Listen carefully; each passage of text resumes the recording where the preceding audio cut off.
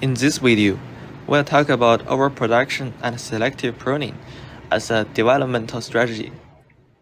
As we know, during normal development, not every cell appears at first will finally participate in the construction of an organism. Those overproduced cells undergo programmed cell dies, or PCD, that is required for the formation of limbs and the nervous system. In fact, it's a grand strategy through which nature constructs the nervous system to overproduce neural elements, such as neurons, axons, and synapses, and then prune the axis. This overproduction is so substantial that only about half of the neurons mammalian embryos generate will survive until birth. To be specific, percentage of newly generated cells in the proliferative zone undergoing PCD increases to 37% by birth. The magnitude in differentiated cells is more striking. The population of differentiated motor neurons innervating frog hind limbs declines by over 60%. About 50% of retinal ganglion cells die within 2 weeks of birth. While it is impractical to count the total number of neurons in any one area of cerebral cortex, it is estimated that 20 to 50% of post-migratory neurons are eliminated. As you may ask, why does the body generate a huge number of neurons just to die shortly after their birth? One possible reason may be that neuronal innervations must be compatible with their targets. The first priority of neurons is to connect with their target. The seemingly inefficient overproduction indeed provides a robust way to make connections for those nerve cells with every body part. And those nerve cells that make accurate connections are afforded the privilege of survival, and the rest die. A natural question arises: how does the screening mechanism work? When examining populations of motor neurons during development, people have found that PCD is more prominent amongst the populations that project to small targets. In cheek dorsal root ganglion neurons, or DRG, naturally occurring cell dies occurs primarily amongst the DRG sites innervate axial musculature. In contrast, the DRGs that project to wings and legs have more muscle to innervate, and this reduces the amount of PCD. These kinds of findings introduced the neurotrophic theory.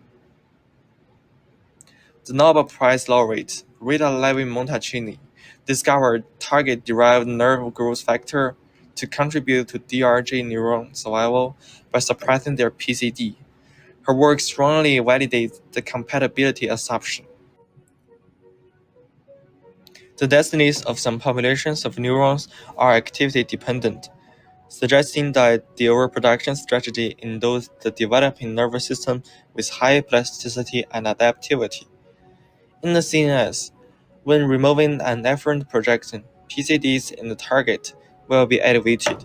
A supportive experiment showed that neurons in the nucleus magnocelluaris in the chicken central auditory system, which receives cochlear nerve fibers, allows rapidly when cochlear ablation occurs shortly after hatching. Another strong correlation is between endogenous levels of activity and the occurrence of PCDs in vivo.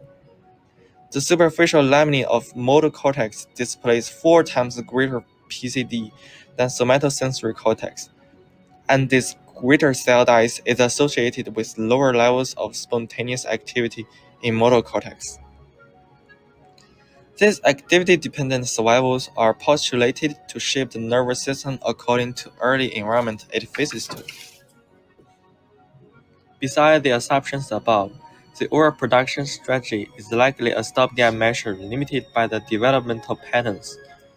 Regardless of their final functions, neurogenesis in the ventricular zone across the brain follows roughly the same mechanism. Before this, the brain region specification is controlled by Hoxton cascade and so on, which is the same as other body parts. These shared developmental mechanisms may reduce flexibility in early development, leaving surplus neurons or their progenitors to be pruned later under the influence of either intrinsic or environmental factors. For decades, neuroscientists believed that neural pruning ended shortly after birth, But in late 1970s, people started to find this redundant production and pruning strategy actually continues for synapses long after birth. Synapses proliferate after birth, reaching twice their neonatal levels by mid to late childhood, and then decrease precipitously during adolescence. Streamlining neural circuits could explain the boost in cognitive skills that occur in our late teens or early 20s. Those initially redundant pathways could also enable us to develop alternative pathways to bypass damaged brain region. To wrap up, we already know that the nervous system undergoes large-scale normal cell death during development. However, the overproduction and selective pruning strategy is not merely a waste of resources. It instead has significant consequences for normal human brain functions. Although the implications of this strategy in neural functions remain largely speculative, we can still postulate its role based on determinants on neuronal survival and developmental mechanisms we already know. For instance, the strategy may ensure the compatibility between neuronal innervations and their targets, provide the developing nervous system with plasticity and adaptivity, and may partly result from the prevalent developing mechanisms adopted by the whole body.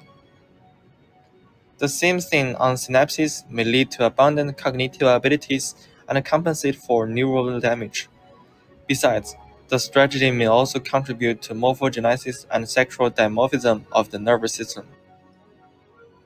That's all I want to say about neural overproduction and selective pruning. Thanks for your watching.